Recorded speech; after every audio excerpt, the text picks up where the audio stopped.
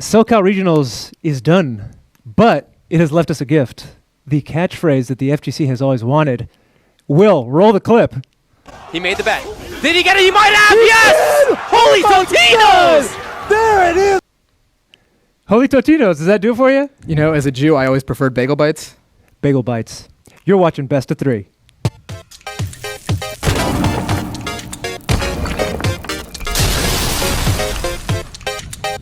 Awesome. Intense. Welcome to Best of 3, your weekly FGC talk show presented by the Daily Dot with your host Efren and his loyal co-host. Not loyal? Barely loyal? Sometimes unfaithful? You always introduce me. Oh, I'm sorry. I meant to say, that guy, Michael Donka Schiller. Welcome to Best of 3. Today, of course, we're going to be talking about SoCal Regionals. We saw all that action that went down over the weekend. And with us to talk about it is none other than Alex Valle, the man. Alex, are you with us? Hey, what's going on, guys? Alex, have you recovered from SCR? When we saw you on stream, it looked like you were doing a lot. And somewhere in there, you found the time to make a venue tour video and everything. Yeah, I'm recovering. This time I had a lot of help on the floor, even though I'm everywhere. But it's not obviously our first rodeo, so it's easier to show the community what the expectations are. So it was good. Well, you're definitely setting the bar high, and we're going to talk to you about SCR and a bunch of other things later in the show. So we'll see you in about 10 minutes, Alex. Hang tight. Sure. Yeah. All right. So moving into round 3, round 1, where we talk about all the news items over the weekend. Basically, we're going to talk about some of the results. So here we go, starting with round 1.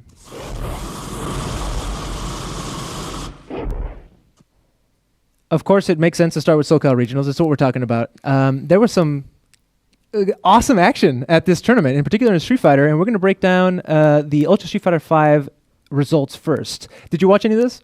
Yeah, I watched a little bit. We saw Bonechan win, obviously, and Snake Eyes overcome some bad matchup counter picks. It was definitely an exciting tournament. Mm-hmm. And what's interesting is how the Capcom Pro Tour has shifted. In fact, if I'm not mistaken, and I hope Will has this ready and queued up, Ian, our trusty quickcaster, had put together a little bit of a rundown of how the Capcom Pro Tour shook out, because it wasn't just SoCal Regionals. It was also the Capcom Pro Tour Brazil event. So if we could see this quick. Ian, please.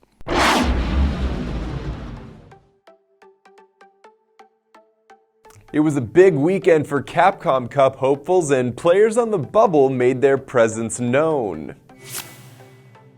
In Brazil, regional powerhouses rubbed elbows with Japanese hopefuls in South America's only Capcom Premier event of the season. Oh, went for some... Oh, God! Haitani made the journey down to lock down an automatic qualifier spot, but it was Brazilian upstart Kioma, an able player, that stole the Capcom Cup berth. But while bubble players battled it out in Brazil, the real action was going down in Ontario, California. The SoCal Regionals saw the best of the best butt heads in the United States' final premier event of the 2015 season. Snake Eyes, Knuckle Dew, Mago, and Fudo all fell early in the bracket, and Daiminion bounced Momochi before falling to Katsunoko in the winner's semifinal. He's alive! What? Daiminion pulls it out! Katsunoko looked the early favorite to win it all, but it was consummate bridesmaid Bonchan who broke the streak, holding off Katsunoko in the final after the bracket reset. Oh, he's not gonna get more! It's Bonchan! With the pair of tournaments, Kioma and Haitani breached the top 32 at an important moment in the season. Haitani's 32nd seed knocked PR Balrog and Ricky Ortiz out of the standings, with only 2 European and 2 Asian Capcom Pro Tour Premier events left on the calendar. That does it for this week's Capcom Pro Tour update. Back to you guys on the desk. So one quick correction is that Canada Cup is still a premier event in North America. It's at the end of this month, and so there's 5 events, 2 in Asia, 2 in Europe, 1 in Canada. So let's break down who actually won. Of course, Bonchan, he beat Katsunoko. And in the other games for SoCal Regional, Mortal Kombat X, Foxy Grandpa from the UK came here. I was under the impression that all American players were the best Mortal Kombat players. No, Foxy Grandpa has been very dominant ever since He was very good in MK9, and he's placed top 3 in almost every tournament he's entered since the start of Mortal Kombat 10, playing Kung Lao the entire time. You know, I really only heard about him in the ESL tournaments. And yeah, he did pretty well. Of course, Sonic Fox took that. Ultimate Marvel vs. Capcom 3 at SoCal Regionals. We had F-Champ on not too long ago, and he was saying, hey, I'm still the one to beat. And he definitely backed that up this weekend. You were saying you were watching some of that Marvel action. Yeah, definitely. And I remember F-Champ on the show said that he wanted to see him versus Kane Blue River, and I know he called that out again after this tournament. So maybe it'll be something that happens. I think Marvel could use like another big exhibition to shake things up, and maybe Champ versus Kane Blue River is where that'll go. Okay, Melee, West Balls. He won. Killer Instinct, base, Ultra Arcade's base won, and we're going to talk a little bit about Killer Instinct and some of the cool things that are happening. And then again, F-Champ comes up again. He was in the Rising Thunder exhibition match, which had a $1,000 bonus on it. He won that, so he remains the Rising Thunder champ, not only online on the rankings, but in real life at SoCal Champ Regionals. 1, 2, and 3. I think we're at the top of the leaderboards. Yeah, he's claimed he's unbeatable, and he's proven it so far. Capcom Pro Tour Brazil. It's not their first premier event in Brazil.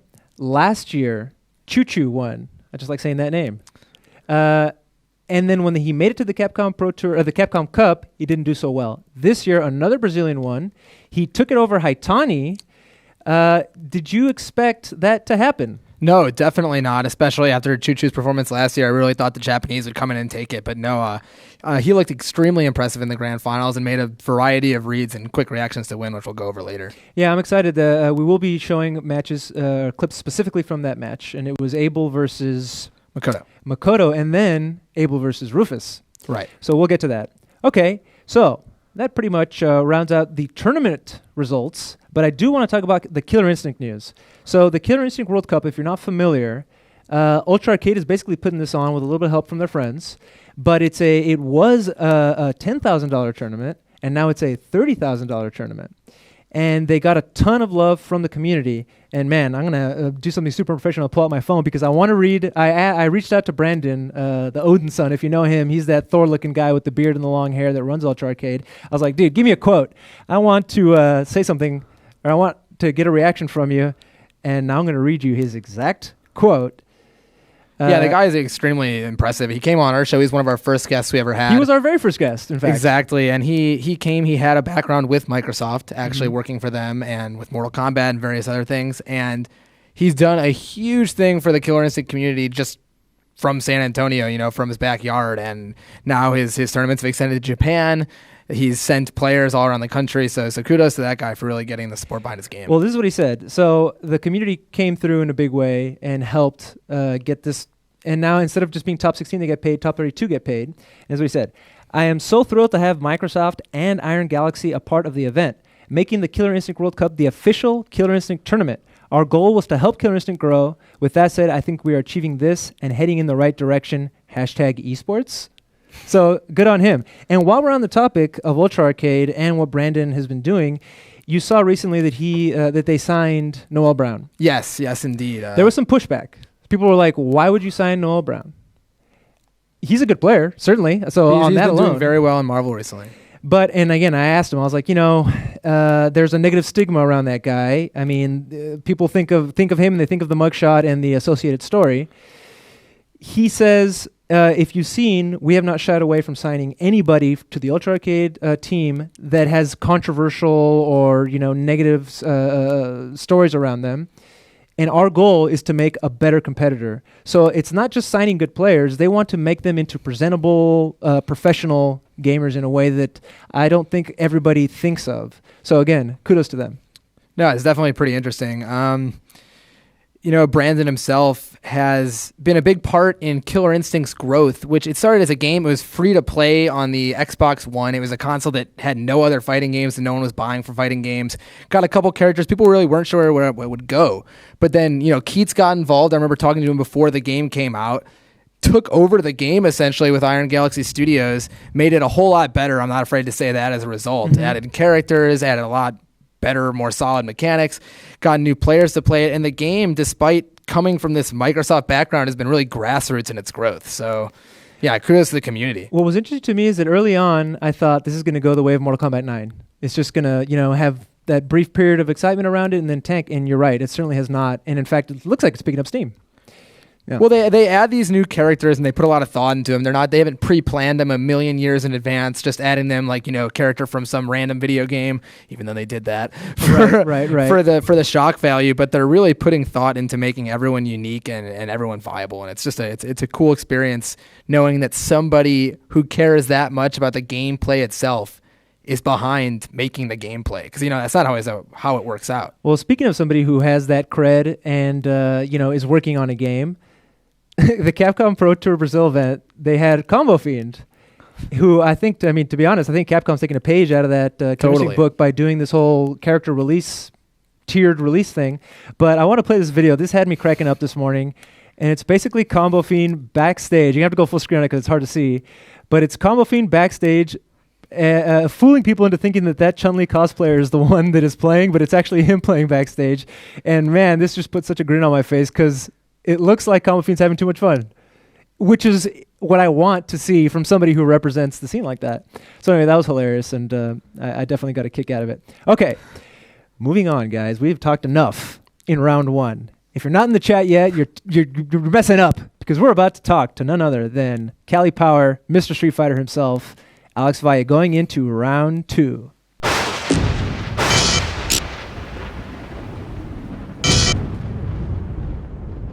So if you don't know Alex Valle, I'm playing a little bit of video here to give you if you don't know. Like I'm saying that on this show, right? This is a clip from his performance at EVO recently versus Bonchan, followed by, just so you can get the full breadth of it, a clip of him in a Street Fighter Alpha 3 tournament. This guy's been in the scene a long time, and not just as a competitor. In fact, much more than a competitor recently. One of the things we'll be talking about with Alex is the fact that he's one of those guys who doesn't just stream, he also organizes the tournament. So, Alex, thank you for joining us, man. What's up, guys? Thank you for having me again. Again, we were talking about it a little bit earlier. How you've recovered. You still have a lot to do. I was following your Twitter, and looked like you had a lot of. Some of the guests were still in town, and you were having to show them around, feed them, presumably. How does that work? And then we'll get into the streaming and TOing. Oh man, where do I begin? When you have guests, what do? You pick them up, take them out to eat, show them the sights, and et cetera, et cetera. So organizing it, unfortunately, I have less time to do that, but I always can depend on some of the amazing people that we have here in SoCal that can provide assistance. And a lot of people in SoCal do. They're like, hey, Alex, how do I help? How do I help contribute to SCR? What can I do? And I'm very, very, very grateful for that. And you have people like Eliver who's picked up Dominion and Adonis, and showed them Santa Monica. Picking up from the airport. Sherry, she also helps pick up people from the airport. She takes them to the most amazing food spots you can think of, and then all these amazing players just show up. And you're dude, you always wonder, how did they get here, right? And they've never been to Cali. It's because of them. And as far as for me, the only player that I had to take care of was kind of a big deal, was Kazunoko when kind of a big deal. Yeah, kind of a big deal. Well, let me get into this, because remember he had that unfortunate deal at the NCR where he played on the wrong version and he lost, right? And Choi, as the big man as he is, big brother Choi, manned up and said, hey, you know what, it was totally our fault, and for that we're gonna fly him to SCR. And he calls me up. He goes, hey, we're flying him to SCR. Can you house him and take him back to the airport on his return? I'm like, dude, absolutely. So after we cleaned up that night, on Sunday night, he waited with us, and him and Riketsu, by the way, because they're buddies, and took him to my place afterwards. We took him to In-N-Out in the morning. They wanted to go to In-N-Out. They never been to In-N-Out Burger. Even before going out, I showed him the Alpha 3 cabinet that I won in that very tournament that you showed, with me wearing the runner-up outfit. The winner of the national national tournament before fighting Daigo wins a deluxe Alpha 3 cabinet from Capcom. And I still have that cabinet in my garage. And I showed Kazunoko. I'm like, hey, Kazunoko, do you see this cabinet? And he looks at it and goes, ah, right. And I'm like, this is the cabinet that I won before playing Daigo back in 1998. And then he's all like, oh, wow, yeah, very cool, very nice. Very nice. He got really hyped up and excited. He's like, there's actually a story behind this besides some lame American cabinet in a garage. That is hilarious, man. Yeah, so you're talking about having all these community members help out. Do you think that's maintainable if Street Fighter V is to grow us as a community to like much bigger bounds? Is it something you want to keep so friendly and community driven, or is it just going to have to get a little more corporate as we get bigger? I think we've been doing much better as the community direction. I mean, look at Evo, it's the biggest tournament in the world, completely community driven. Even though a lot of people call it corporate, it does have its red tapes here and there, but it's still a grassroots event. A lot of people think it's like the biggest esport thing, but I mean, it started as a grassroots event. It has grassroots commentators, stream producers, bracket runners, the event organizers themselves. I've met them at the very tournament, the very first Evo-ish tournament called B3 back in the day. So, and I think this way, it's more of an actual welcome to our fighting game events, right? Because if you see some guy, I don't know, I would say if you see some staff member that you don't know that barely knows fighting games and people are asking him questions, you kind of feel like it's a little bit of a turnoff, right? Like, hey, where do I go? And I'm like, oh, I don't know. They're just there to get paid or to write something on their resume, right? Just to like get in and out of there. But when you're talking about somebody that's very passionate about the stuff and wants to be there and will be there from opening to close, those are the type of people you want at your event. So I think that's like the best the people to have around you. I have a slight aside here. We broke down what happened with the Dallas 10K tournament last week about how they basically overpromised. And one of the things was that they needed 200 people per game to meet what they wanted to pay out. You had over 200 in only 2 games, if I'm not mistaken, Street Fighter and Mortal Kombat. How hard is it to get that many bodies in a room? Of course, it's California versus Texas, and there are different sizes of FGCs. But your take on trying to pull something like that off?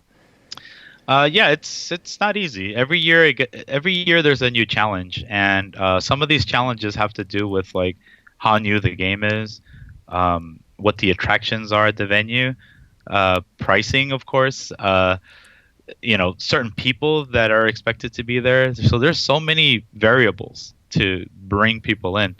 Right. I mean, let's put my, level up hat off and let me come in as a spectator. And I won't go to your event unless Daigo's there. I won't go to your event unless there's like a $10,000 bonus. I won't go to your event as long as I see et cetera, et cetera, et cetera. So like, okay, I take that hat off, put my level up hat on, and I'm like, okay, I can kind of figure out your wants and needs. Let me go get it. Okay. And it's hard. It's really hard. A lot of spectators don't really care. It's not their problem to know how we get it. But if it's there, then they'll call it a major or they'll call it like the big event to go to, right? I mean, regardless of who it is. Like, I mean, SCR didn't have the biggest turnout. CEO and Evo had by far the biggest turnout of any FGC event, right? And the numbers showed it. Everything they put on the spectacle. So like, it's how creative you can get there. And I know a lot of the FGC leaders have been pushing the limit and to see how creative they can get, because when Street Fighter V comes out, I've been mentioning this for a while that you're gonna have to be more like innovative, and you're gonna have to really, really see what the spectators and the players want for them to come in hordes, because otherwise all the events are gonna look the same, and that sucks when you're in a plateau of events. So, I did notice now that you mention it that there were the player interviews with Gutex and Aris. Now, I know I've seen on multiple occasions Gutex do that. Play that host role. I also noticed that the Ultra 10 did a top 8 recap after the show. Are those some of the things you're talking about at formalizing or making a little bit more of a professional presentation? There are at least for the FGC, we have not even scratched the surface on the potential for programming.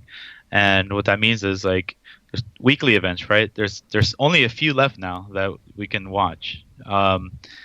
The majors and regionals and monthlies, whatever you want to call them, once they start looking the same, like as I mentioned in the last question you asked me, it's kind of a turnoff. It's kind of like watching the same episode of, I don't know, your favorite T show, maybe like Married with Children. I mean, that's pretty old, but like you can only see a rerun so many times. And I think since Twitch has been out for a while and people have been looking at fighting game events so much, they want to see something new. Alex, okay. Do you have a crush on Kelly Bundy? Is that why you brought up that reference of? Who didn't have a crush? Good point. Good point. Are you serious? Come on. But it's starting to become a very demanding. I guess it's very demanding from the audience now to pick and choose what is the better event, and that's why it's hard for a lot of new weeklies to pop up and get numbers and new regionals to pop up and get numbers without throwing big dollars or big names, and all that stuff comes with logistical nightmares, which we'll probably have in another topic. So exactly. We've talked about this with a couple guests on the show, and a big deal in the fighting game community at this point is that we're the fighting game community. StarCraft has StarCraft, and even though Dota and League of Legends are the same genre, they still have separate tournaments. Are fighting games going to have to separate as time goes on? Will they stay the same? Are we going to have to do what EVO does and incorporate Smash at pretty much every tournament? Where do you think fighting games have to go to mesh together? That's a really good question, man. There's a few ways to look at this. And the fear of the FGC, right? The whole FGC Esports is segregation. And once that happens, everybody that's built this scene up with all the fighting games around them, once they see like, okay, Street Fighter is so high in the totem pole that it has to be separated, everybody's going to get pissed off. Right? Oh, I mean, totally. I'm a Blaze Blue player, exactly. I come from everything. Of course. Everybody's going to get pissed off because the appreciation of watching other fighting games is why we go. I mean, back in the days, we went to arcade, we went to every single game, we just played them. Today, it's not really like that, but after going to like an EVO or another major and you have all the other games, that's great versus you're just going for one tournament. It's boom, bam, done. And I think, oh man, this is hard. I think there's room to have everything still. It doesn't have to be segregated. And the growth might not be crazy big, but it's organic. Mm-hmm. Now, the other side of it is if Street Fighter V or like Tekken and whatever segregates himself from every other game, there's a lot more opportunities at stake now. Wow. Uniformity of one console, like the publishers can, like Street Fighter, for instance, only on PlayStation and PlayStation 4, and then they're going to be providing huge pop prizes, which they're experimenting with it now, right? This year, we don't even know what it is, what it's going to be next year. Maybe it's just going to be Street Fighter 5 and no Ultra Street Fighter Force, but I mean, now you'll be able to win $1 million, right? And you're as a player, you're thinking, crap, should I, use my investment in a lot of the grassroots events, or should I go straight for the $1 million? And I mean, come on, it's a question to the pro players versus like the spectators. And then if the pro players are happy, this is how I see it. If the pro players are happy, and there's a lot more coming, those opportunities are going to swallow them up, and that's just the reality of it. But when this happens, there's a lot more fandom behind it. Okay, and that's another side of programming that a lot of people are not ready for yet. And that's the whole esports spectacle, right? When everybody wishes they can fill out Madison Square Garden, right? Don't lie, right? Everybody wishes there's $17 million in a tournament, but it's only one game. There's no other tournaments going on. You got to really see the realities of that versus a slow organic growth. Okay, so there is gonna be a crossroad sooner or later, and that's just the way it is. Alex, when we talk about Wednesday night fights going to the esports arena, which we will later in this interview, we'll bring up some more of these esports things because I got some questions for you. But I would like to go back to SCR real quick. Of course, a lot of those replays Capcom Fighters has already put up. You should check them out, as well as go to Level Up Live and check out all the other replays that are going to be up there. But the question we keep getting, and we've been getting it a lot, is what happened. You were talking about pro players. What happened with Filipino Man not having the Team YP tag in front of his name in the tournament?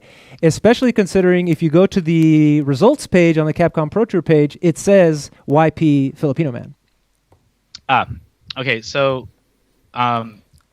this was our first year on the Capcom Pro Tour. Last year, if you guys recall, we just missed the deadline. And we already had our programming set.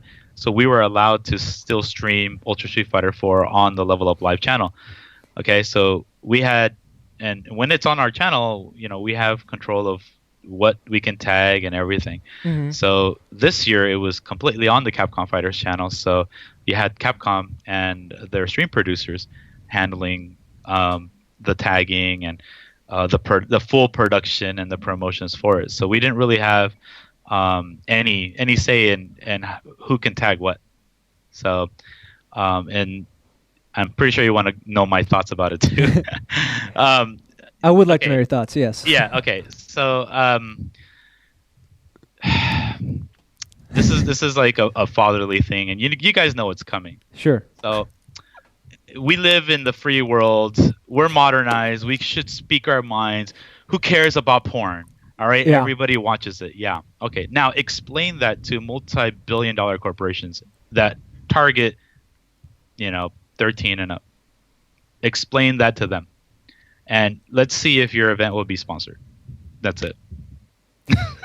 So it's just not going to happen. Again, that was the obvious question. Is it just because Team YP is Team YouPorn, right? And we made the mistake of calling them Team YouPorn here on one of our video products that we put out, and they tweeted at us saying it's Team YP. So I think that they're already sensitive to the fact that there's a stigma around it. So yeah, there is an obvious stigma. Look, nobody has anything against them or what they're trying to do. Right. Right. So it's a positive of obviously what they're trying to do. Of course, we want to see amazing players. Filipino Man is one of the best players in the country. If he's not already proved that in SCR and previous Evos. Okay, so an amazing pick. It's just unfortunate that what the parent company represent conflicts with the interests of sponsors that are tied into these events. If it was more of a grassroots and less of a corporate sponsored event, then you can see more freedom, more flexibility. But when the publisher is integrated to the programming, there's specific rules and regulations that people. We're broadcasting to kids, right? So they don't understand the legalities of it, and they don't understand how the whole FCC and all this stuff. Once they get news of that, porn companies are getting involved in events, and this thing can blow up more negative than we need. Right. So why start with my event, first of all? Why start with anybody's event? It's a rough situation, right? Again, we don't have anything negative to say about what they're trying to do. It's just unfortunate that the parent company has that super gray line of conflicting 13 and up products to tournaments at hand. It's not gonna work. Alex, the thing is they don't seem to have any issue making characters that look like Laura and Armika, but that's another discussion. That is definitely another discussion, and they're covered. Okay, so that's a different thing. So Fair enough. Okay, I do have an update from our producer Ray Chun. He reached out to Anton Filipino Man, and the official response from Anton is they didn't want to allow the tag because there were no official Capcom reps present to allow it. So I guess that might have been it. It's like, hey, nobody here can make that decision, so we're going to say no. The other thing to note about Team YP is that they first picked up a Melee player, Bizarro Flame.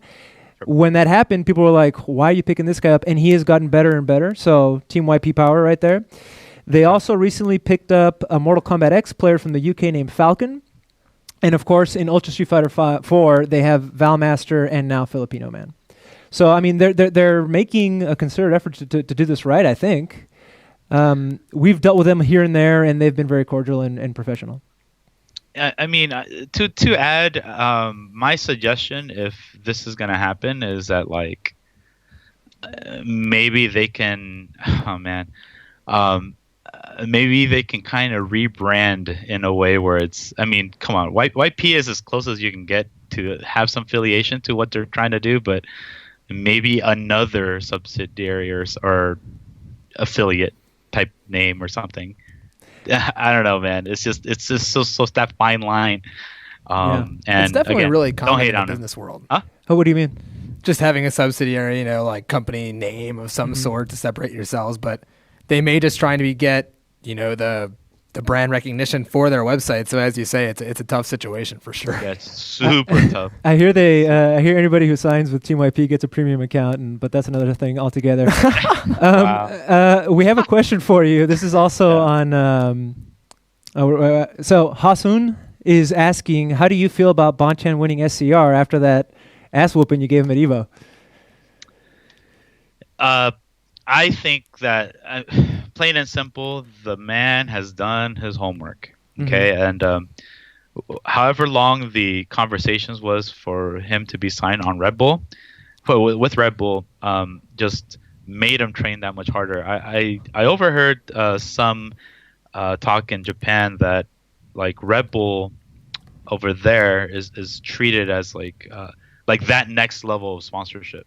You're because Red Bull sponsors all sorts of athletes and musicians and stuff like that at certain events, and once they're in esports and Bonchan gets it, like you can see it from TGS, he's treated as a rock star, right? He's treated as like a true celebrity, and it's amazing. And in Japan, and from my experience with Japanese players, just like school, they treat that they treat everything like the utmost like serious type freaking Akuma underground training. And you can tell, look how it's TGS. He went through killers upon killers upon killers, and then he had to play a character that just is so left field. That happened to him last year when he was playing Pepidai, and that's a left field character, but he took out everybody else that tries to play the game honest. Okay, so I believe Bonchan is probably one of the last honest Japanese style players that plays Ultra Street Fighter 4, and winning SCR, I think like he was top 3 pick easily. Easily. I didn't see anybody in there that was gonna completely take him out. I mean, maybe his own teammate, because he was been over there. It's Snake Eyes, even though there's a bad matchup, but they've been training in Japan. So a lot of people don't know what type of training regiments these guys have moving forward. I know a little bit of it, but we may discuss that in a come on. Give us a taste, Alex. Here it comes. Give you a taste? Yeah.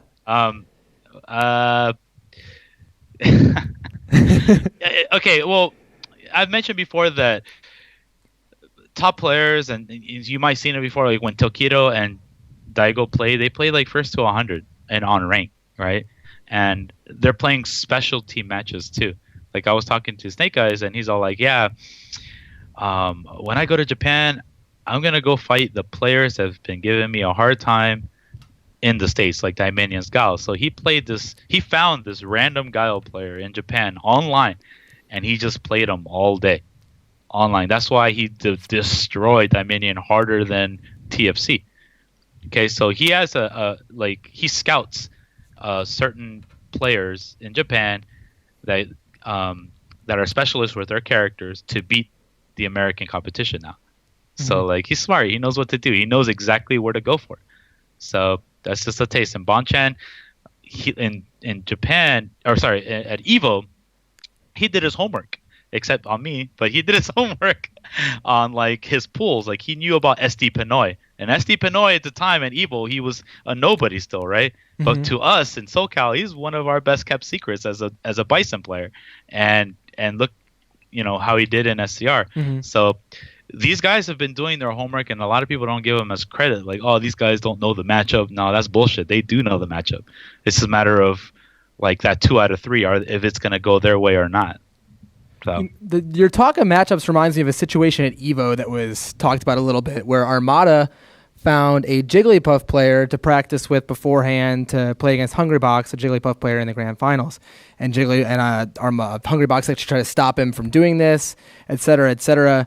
Do you think there's a place in fighting games in the future for people to be training partners for these characters, even if they're not the best of the best players, just to give them the matchup knowledge, to basically be coaches of specific matchups? Because this isn't something that's really a big deal in other sports, switching characters around. So it's kind of new territory. How do you feel this can go? Yeah, just like every esports, there's going to be coaches, and they don't have to be the best. They can be like, I can even throw out like say, Ultra David and James Chen, right? They're great commentators. They have great knowledge in the game, right? They can articulate things. They can see things, strategy, where a player just sees it and reacts to it, and it's just like second nature to them, right? So when you have somebody like Ultra David, like, hey, so you picked this character. What if you did this and this and why? Like keep drilling you these questions, and then test it out. See, I don't think there is much of that going on except like hardcore training. It's like the FGC and their training regimens today is just grinding, but it's not really like, doing I would say a player analysis. Like who's the top 32 players that would be making a Capcom Cup? Let's watch their videos, right? And then let's analyze why he did certain things versus specific characters. Oh my gosh, I can keep going on. And what player archetype he is versus, like, say, what's the difference between Dominion and Knuckle Dew? What makes them so efficient versus so-and-so matches? How do they train at the tournament? It's kind of like know your enemy and all that other jazz. There's not a lot of that going on. It's just pure grinding. And I think once the like say Justin will probably be, if not, well, he works at NVIDIA now, but I could see him doing it for the next top players. I've been doing it for a while now versus certain Evo champions. People that I've trained, Snake Eyes is one of them. I mean, I've put in as much work with him to like just annihilate every Shoto match and then some. So, but yeah, it is definitely the future to have coaches, actual coaches in fighting games. Alex, I wanted to go back to something that you said a moment ago about Bonchan is one of the last honest players. Now, I don't want to talk about the exact same match again, but of course I'm going to reference your match with him at EVO. It looked to me like you got in his head in a way that is maybe indicative of what you mean, that he's honest, that he doesn't have that, I certainly wouldn't call it a gimmick, but that different level of mind game that you had going on. How do you differentiate? You're saying he's honest, he obviously won SCR, but then he has trouble with somebody like you. Is there something to be said for different types of competitors? The pressure is on him, and that was my advantage. Gotcha. Right? I can get away with pushing a weird button, and it's going to make him react. It's only 2 out of 3, so everything counts for him. And if I land the hits early, and that's just enough to make him play more careful, because he has everything to lose and I don't, and that was pretty much it. Okay, cool, very interesting and insightful. Now let's talk about the upcoming return of Wednesday Night Fights. It'd been offline for a while, is that right? Yes. So I've announced a few weeks back that WNF is coming back, and sorry if I don't sound super excited, but there is going to be a lot to talk about, and like as I am pondering it right now, literally in 1 hour, or when we're done with the show, right when we're done with the show, I am loading the pallets to the WNF venue today. So I know I have a lot of work ahead of me because it's next week. Okay, and the only things that I mentioned besides like the walkthrough and how many setups it has, like a lot of people has been wondering like, okay, what games you're gonna have, and the model that I'm going for this time versus like any other year is an all-inclusive model where, since we have the space for everything, we're going to have every game there. Now, are we going to be providing every game? No. We will provide the main games that we're going to feature there. But if you've always wanted a game to be there, we want to put it in your hands. So, I mean, this way we can see who's taking the scene seriously, because if it's just a hangout, you want a BYOC, sure, we'll have that there. But this all-inclusive model, when I see you bringing a setup and I see your scene growing, which is if it's like say DOA, Skullgirls, or any of the anime games, and I see that you're trying every week to bring them in, I'm going to show you how to set up your own tournament regiment, training regiment, how to like stream, how to promote your events, and it will all be under your banner, not just like Wednesday Night Fights. I mean, that's where you play, but like say if you wanted to stream at WNF, we would give you that opportunity, and it will be on your channel. It won't have to be on Level Up Live channel. We want to start the scenes from the ground up again, like a complete reboot. Whatever happened in the past, it happened in the past. We want this scene to strive, and we want to show that we have faith in our SoCal scene to really level up the scene, so to speak. As cheesy as it sounds, right? We're starting again. So, Alex, one of the questions we're getting here, well, first of all, just to clarify, it doesn't start tomorrow. It starts a week from tomorrow. But the question is, so you've mentioned what will be available if you're there in California and you go to the Esports Arena and you go and hang out. And by the way, that is the official title of the building, right? Or the structure of the Esports Arena? The Esports Arena is the official title of the venue. Okay. That's correct. So tell us, what games are you streaming on Wednesdays? Not what games can you play. You said all of them. What games are you streaming? Well, I can tell you right now that Ultra Street Fighter 4 will be a main game there. Okay. That's a given. Mortal Kombat X will also be there. Mm-hmm. And Smash 4 and Smash Melee will also be there. Mm-hmm. So, as far as streaming right now, Ultra Street Fighter 4 and Mortal Kombat X. Everything else is going to be community driven. Now, is Marvel dead? Is Marvel dead? Taka wants to know. No, Marvel is not dead, but like, if you don't want your game to be dead and you want to show me that your game's not dead, you will show up. And if you show up and there's a lot of people, guess what? There's an interest to stream. And if there's an interest to stream, you can't always rely on the TLs for this. I mean, there's no one entity that can stream everything. It doesn't exist. Mm-hmm. I mean, let's be real. It just doesn't. There's not enough manpower. But if there is somebody that wants to step to the plate, I'll give you a home and the recognition to do it. So I don't think that's ever been done. I think just people like collaborate with one streamer and just like stream whatever you want. This is more of like, if you want to do it, I'll show you how to do it, and I'll show you how to do it right. So, Alex, there's people all over the country, friends of mine, that when they watch a weekly, that like the America's Weekly is Wednesday Night Fights to a degree. We had Brent Franks and Chris Tatarian on the show last week, and Brent mentioned something that, again, we're on the outside, we're not in California, we're in Texas, that we maybe don't feel this. But for him, something that he brought up was it feels like his parents are divorcing with respects to you starting Wednesday Night Fights at the Esports Arena versus Watson reopening Super Arcade, in that the community potentially would be split. First of all, your immediate take on that, and then I have some follow-ups for you. Sure. So yeah, on the surface, everybody feels that it's going to segregate the community. Well, let me tell you this. So back when we all played in arcades, that's how it was. Arcades had, 7 days a week. Top players played wherever they thought was convenient or wherever the tournaments were happening, all that. So I think Super Arcade is going to be extremely successful with the people that are, from like the Valley, LA, even some from Orange County that feel that they want to go there. Watson has a lot of loyalists, and all power to Super Arcade. I want them to have 100, 200 people there.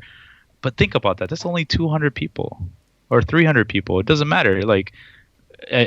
That's nothing. I mean, even if we had 200, 300 people, that's still nothing. Like, we want this scene to grow. And I mean, why limit it, or why have the knee-jerk reaction that, oh, it's going to segregate things? No, look, if I don't really care, honestly, if all the top players chose to go to another venue, because you know what I'm going to do? I'm going to create new top players, because that's what the scene needs. It doesn't need people to oh, this place is better, you should go there, and have all this negative stuff going around. It's just unnecessary. It really isn't. If you choose to go to a place, so be it. Go over there, support it, and do your thing. Mm-hmm. If you want to act like a little kid and just brag about all the cool things that you're doing and another place sucks, I mean, wow, that sounds like an amazing place to go to, right? No, it's just this is the time that there's a new game is coming. Street Fighter V is coming out, right? You need to be inclusive, right? You need to support all around, because you never know, at any given day, a real network can be putting money into any of these facilities and say, hey, we want you to run this. Or some corporation may come in and just we want all the Dave and Buster's to run all the crazy ass events. You never know. And whatever bridge that you may burn along the way, that's going to mess you up. So I mean, to all the players that think that things are going to be segregated, well, look, play where you want to play, right? What I'm going to do is I'm going to create the future. I'm going to create the new blood, just like how you were groomed at Super Arcade, or the Proud Bird, or wherever. However, I harnessed all the communities even way before Super Arcade. I'm going to do the same thing with a new batch of players, and I'm going to make them destroy you. So and it's going to happen. It's going to happen, and you're not going to like it. It's just the way it is. History repeats itself. And I don't mind doing it. And if and this is this is honest and fun and positive competition. If yeah, we're gonna have a kick-ass team and we're gonna destroy you. It's gonna take some time, but that's what makes the viewership pop, is when you see new blood beat the veterans. Mm-hmm. Not the veterans play the veterans all the damn time. I'm pretty sure there was, when you guys just saw Chris and Brent and Filipino Man and Snake Eyes top 4 all the time, the viewership just went right, because we weren't harnessing any new competition. Old Street Fighter 4 has reached to the point where it's really hard to get a new player in there. So this has to happen. Mm-hmm. And if we fail as a community to bring new people, good, welcome to 30-man tournaments all over again. Right. So. And Alex, you alluded to, I mean, basically the follow-up question was going to be, which audience do you want? If it turns into that, you already talked about it. You're going to build the future. That's the impression I got from Brent. He didn't say it, but I got the impression that some of these OG guys are going to continue to go to Super Arcade, and they're going to let you take full advantage of this new wave of Street Fighter V players and the whole esports mentality and all these younger, newer talents. It sounds like you're saying you're totally fine with that. I'm completely fine, because you got to remember, when I first started Wednesday Night Fights, it was just me, and I'm going to just say it out loud. It was a bunch of scrubs. It was me and scrubs. And this process is going to start all over again, because I'm going to be one of the sickest players in Street Fighter V. It's just, who's going to stop me to destroy, even, I don't care who you are. If you're a top player of Ultra Street Fighter 4 today, I'm going to kick your ass in Street Fighter 5 that much harder. Because you're going to worry about frame traps and all this garbage. And I'm just going to go in there and stomp your face. It's just the way it is. Okay, so I'm gonna do that, and people are gonna go like, okay, this is the guy that I should be learning from because he's really good off the bat, versus everybody else that needs their egos freaking rubbed. It's just it doesn't, everybody's 15 minutes of fame is so skewed that they're not thinking about the simplest thing of growing a community is that you need to train them. You need to give them a positive outlook on tournaments and how to bring people in versus being an asshole, and it's like the whole Cobra Kai thing, right? Like those guys are like pricks, right?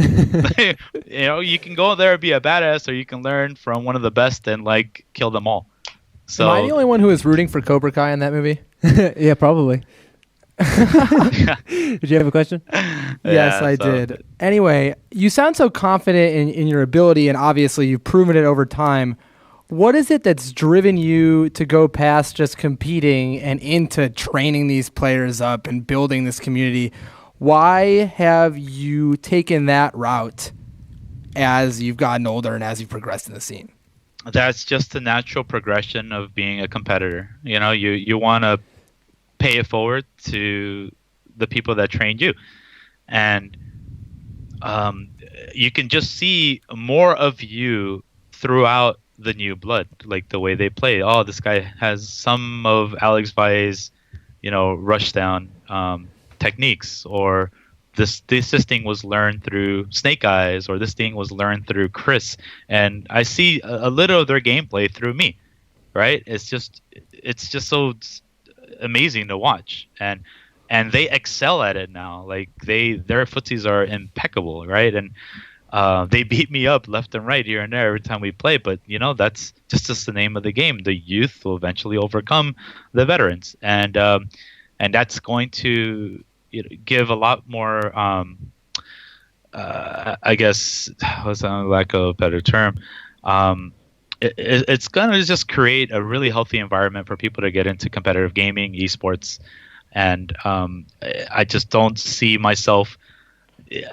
I don't think I need to build any more, trophies and accolades to what I've already built. So from here on, then it's just training the next generation, continuing to train the next generation. So, okay, it seems like the sentiment is not exactly echoed the same way in Japan. You have Daigo still competing at his utmost, kind of training in secret almost, and writing these books and playing other games. How do you feel about the way community growth is driven in countries other than our own, especially Japan? It's a different culture over there, and they still have their OGs.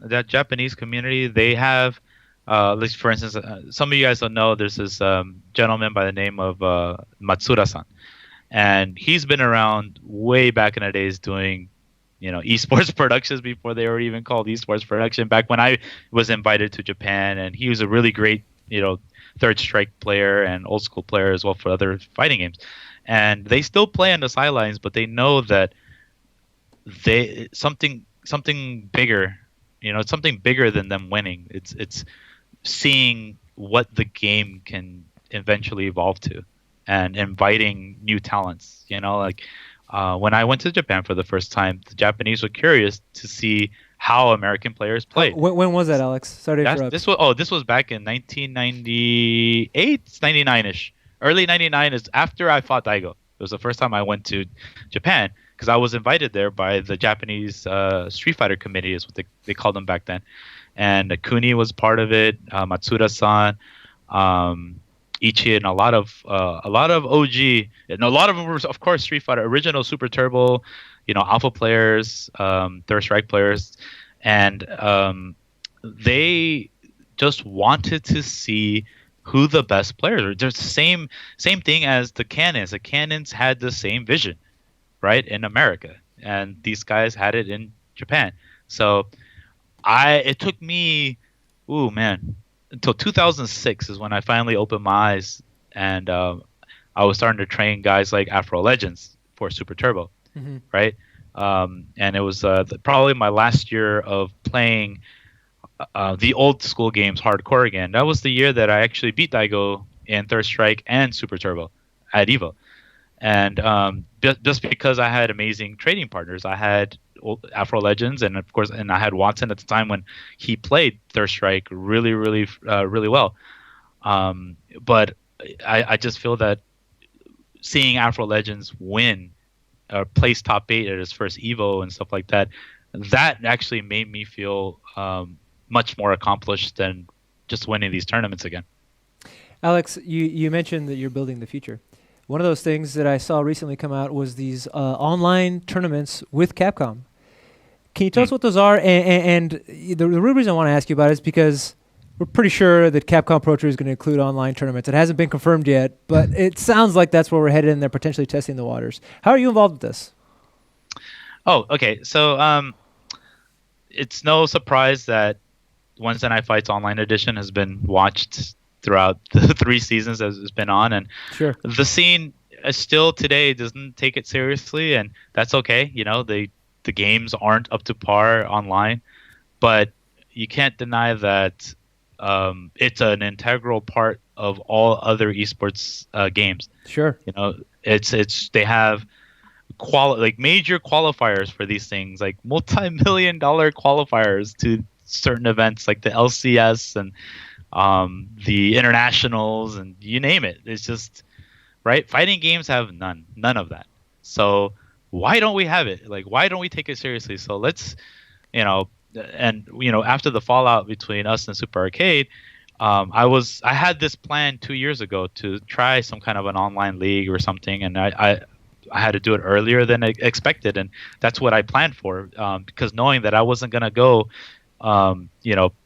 into a new venue after Super Arcade. I just that wasn't realistic.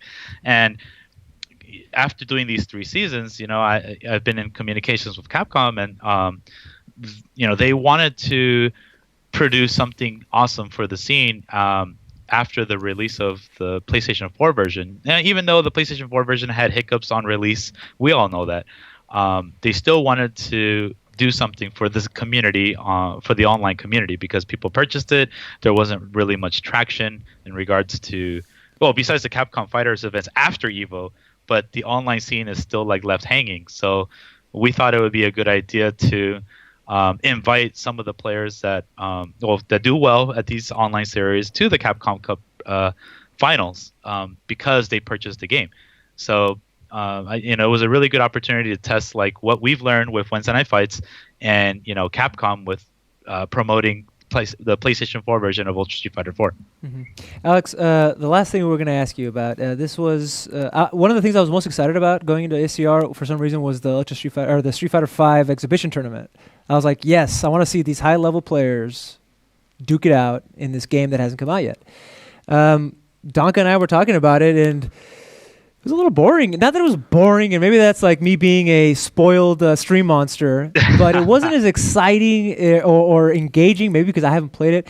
How did you feel the Street Fighter 5 exhibition went? I couldn't even watch a man. match of it, unfortunately. But except I try to catch up. I try to skim through it the past couple of days, doing the post SCR stuff. Here's the thing. It's a hit or miss on new games, okay? If we're gonna see something cool, because the game, it's not fully explored yet. However, the fun part about it is seeing today's veterans try out their favorite characters and see the direction that they're going. So you get an early glimpse of where they're going with these characters. Is the opportunity that I figured would happen. That's why Knuckle Dew, unfortunately he couldn't play. I see him as a huge inspiration for the young community to see how he takes his take on a new game. But Alucard, he's still fairly young. He went in and he was showing some stuff. America's sweetheart, PR Balrog. He was in there. We wanted to see how internationals played, and Vega was there. Why not have Riketsu play Vega? Because we wanted to see the direction that these guys were going in. I don't think it would be that. It's hard to say. If we had, say, lesser known people play it, I don't think the interest would drive that even if they did, that's a sucky thing is like if you saw like a no-namer, right, play a character, he did cool stuff, but people wouldn't want to watch it. They would just like, I don't know this guy, why should I watch it? And that's just the reality of it. When you have the top players up there, they're, it's like you have this expectation. PR Balrog is a rushdown guy, and he's gonna react perfectly with Karen and do all these crazy things to you. Snake Eyes plays Zangief. We want to see what crazy things Zangief can do. Like, it gets that much more interesting. Unfortunately, people are playing really safe and kind of like not fulfilling their combos, and it did eventually turn out like, oh man, I wish I would have saw more. And like, again, this probably was a miss to you guys, but potentially it could have been much better, right? Mm-hmm. If they did do all the crazy combos and all the setups that you were kind of looking for. You're talking again about watching these players and their insights, and I've mentioned this on previous shows, but in other esports, in Hearthstone, people release their deck lists. They'll make tutorial videos for all these things. How do we push current top fighting game players to make content for the people and not just practice for themselves? Because, there's been this save that shit for national stuff that you helped pioneer. Where do we draw this from? Is it money? Is it sponsorships? How do we get people to do everything for the community as you've grown to do now? Yeah, that's the big problem. It's a huge issue. And it's a huge concern. The players don't owe. First of all, the players don't owe the community anything, except they don't. They show up with their investment, their time, their money, their hours spent on the game, and they got to perform, or they don't win anything, right? So, asking them to produce content. Here's the thing: asking them to produce content takes away that time, and time is very valuable. Now, in the long run, those very guys, unless they're a Daigo, they produce those results, they're going to disappear from the face of the earth. It's the guys that eventually put out this content that is going to be mainstays in the community. And say they they don't perform as well later on, you can still see their timeless content, and it'll be forever noticed, right? Like, hey, remember, like, say Snake Eyes, say he just like stopped playing Zangief, but he started he started producing more content, but he's not winning as much. But at least you can see all the insight and all the stuff that he's delivering, so his name will still stay, right? Versus somebody that never produces content, and then he drops off from the face to the earth, and there he goes. So that's what players have to realize, that if they don't produce content, they're missing a huge revenue stream. First of all. Right. Potential revenue stream on Twitch and YouTube, sponsorship as well. So, I mean, that's their bad. That's something they got to think about, because unless they're winning, they got to think of another avenue to really sustain.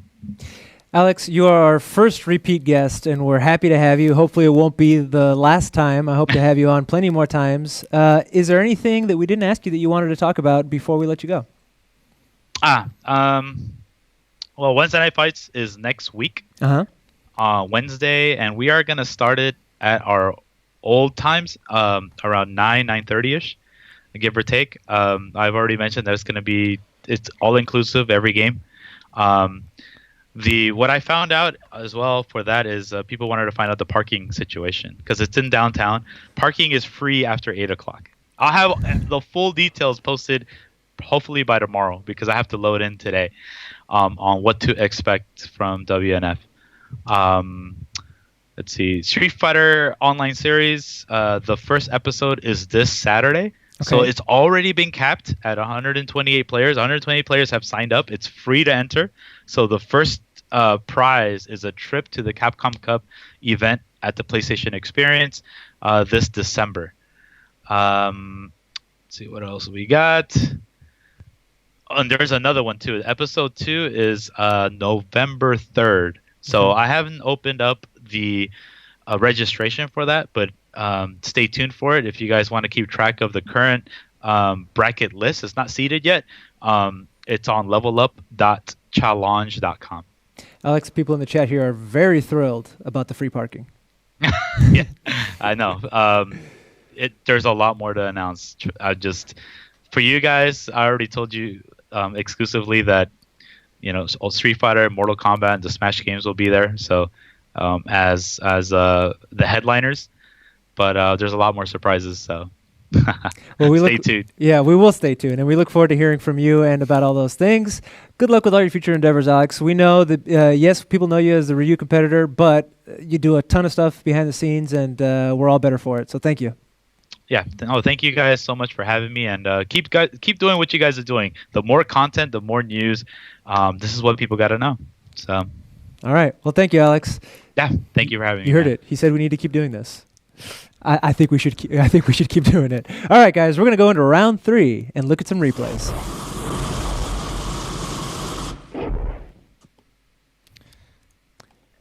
It's hard to follow up on Alex Valle. It is a little bit hard, but we'll do it. But yes. we promised at the top of the show that we would talk about some of these, the Brazil final match with Haitani and Keoma. Keoma, yes. And we're going to. I love seeing that a Brazilian won the Capcom Pro Tour Brazil event and over a Japanese player. One of the 5 gods of Japanese fighting totally. games. I mean, Haitani's, he's been around as one of the greatest players among multiple games. And it's just awesome to see that the world community has gotten to that level for sure. But yeah, let's jump into some clips. All right, here's our first clip. All right, so here you've got Abel versus Makoto, which was the start of the grand finals. He obviously switches characters later, and what you see here is that Keoma is completely relentless. He dashes after a step kick, and he also dashes without it, mixing up the end of his strings to take him out of block stun and open up for command grab setups. Now, the story of Keoma's run to the end of the tournament was these crazy ultras. He did a reversal ultra after one of Makoto's crazy, setups. Mm-hmm. He did 2 different ultras off of juggled EX Rekkas. And he was just all out, knew that that's how he had to win. What you just saw there, and another thing he did multiple times, is that he uses Abel's down fierce versus Makoto as a meaty. Mm-hmm. Now, this timed correctly will actually beat her wake up EX armor, her armored command grab, and also hit her out of the end of her EX overhead chop, and is pretty safe to her backdash. So it's a cover-all option, kind of. So you were telling me that, and again, I don't use Abel, but the crouch fierce does 2 hits on the way up. Yes. So if she's doing a move that has armor, it'll absorb it and then crack it. Totally, yes. And her EX command grab is one of her reversals. So it's a good option versus her on her wake up. Well, clearly he was doing work against Haitani's Makoto, which is what he's known for, because in the next clip we're about to see, he switched to Rufus.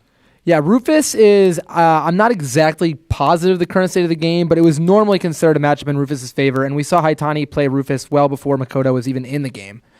Mm-hmm. But as I saw Justin Wong say on Twitter, it seemed like he just didn't know the matchup nearly as well, got baited after step kicks several times, and was just caught mashing over and over again, honestly.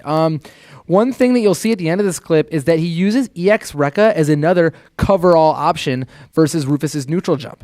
And what this does is during a dive kick, catches him in the air as a juggle and then lets him get the ultra off it for basically unscaled damage, which is going to be, over half life, and it gets him the kill. I think it's coming up right here. There it is. Yeah.